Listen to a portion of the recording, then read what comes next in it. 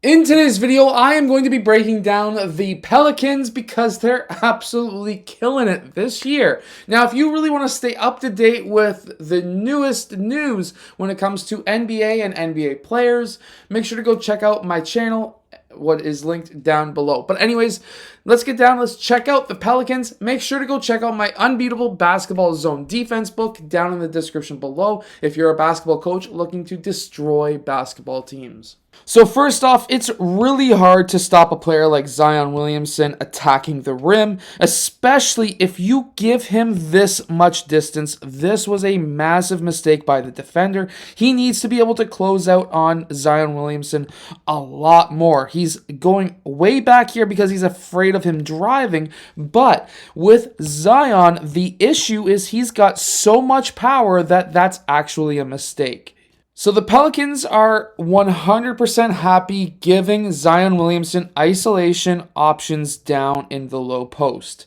And because they've got so many three-point options outside of the three-point line, these defenders are unwilling to step down to try to double team Zion, which means that you better be strong or at least have a very strong post player to try and stop the guy because there's not much you can do.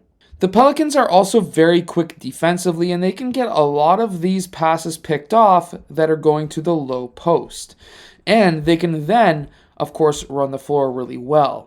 The one issue that I find that they do have is Jonas Valanciunas. He doesn't seem like a very strong player to me. He has his stints of being a crazy rebounder, but then he just sometimes allows these smaller guys to out-rebound him on the defensive end. It doesn't make any sense to me, and that is something that he needs to fix, even though he's had some pretty strong games in the past. The one thing that they do really well also is intercepting these passes or getting defensive rebounds and then having somebody like Zion leaking out down court so that they could get him the ball. See, Zion's a really fast player. He can get down court really quickly, and if you can lead him with the pass, he's going to be able to get a lot of dunks. Jonas Valanciunas is a center. He can also shoot threes. I don't like his form, but it works for him. Here we go with Zion in the low post again, and to be honest with you, even though he's not a tall player, he can really destroy a lot of players down in the low post. The reason why he can destroy players in the low post is exactly what you've seen right there, and that is when he gets close to that rim, there's going to be multiple players who are going to be double, triple, or quadruple teaming the dude, which means that he needs to be able to pass, and he's got the vision and the players who can shoot but also get into open locations so that he can take so that they can take those shots and he can distribute them. The one thing that of course is nice too is their ability to play help side defense, as we just seen there. Now at this point, that collapsed the defense, and they were able to kick that ball out and swing. And really quickly, doesn't matter how good a defense is, they're going to collapse if you get that ball into the paint. If you can kick and swing quickly, then of course you're going to be able to get open shots no matter how good defensively a team is. Now I just really want to show you this one clip, and that is nobody wants Zion rolling to the rim. Anytime that he gets a dribble handoff that we just seen here, everyone's going to be going underneath because they want to jam his ability to get to the rim. This will allow players on Zion's team to get open threes every single time. Also, defensively, Zion is a beast. There's not going to be too many players who can score on him, especially when there's a help defender who is coming over, who can jump, as we can see here, who can play defense, who has coordination.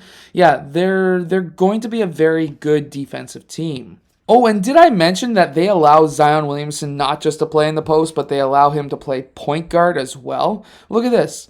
Now he's going up against somebody who's much smaller, much shorter, and guess what? He's going to be forcing that switch every single time because he's either going to get those floaters, and one in this case, or he's going to be getting somebody on a poster. See, the thing with the Pelicans is they understand that, hey, if we've got a couple of big guys on, those big guys are going to be taking up other centers or power forwards from the other team, and they're going to be stuck throwing a shooting guard on Zion, which is just a laugh because guess what? Zion is probably 100 pounds heavier than this guy, 100% pure muscle, and he probably has 2 inches on them, and he has probably a 10-inch vert over top of their vertical, and it's just unstoppable. To be honest, I would be playing Zion a lot at the point because he can handle the ball. He can shoot the ball, and guess what? He has the vision to be able to see players along the baseline.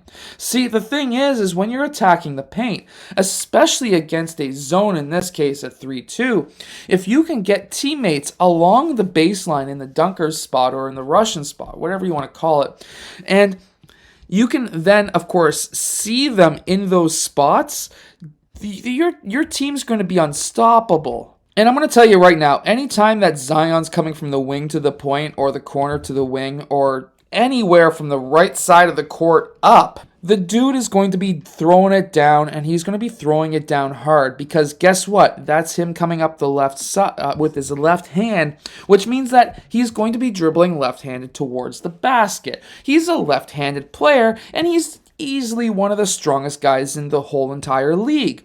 And when he gets that ball, it's 1 dribble, 2 steps, and he's going to be throwing it down. In this case, he got hit a bit and went for the floater, but the dude is powerful. And you do not want this guy coming up from that corner or that wing towards the point and then getting the ball and attacking the rim. The dude's unstoppable.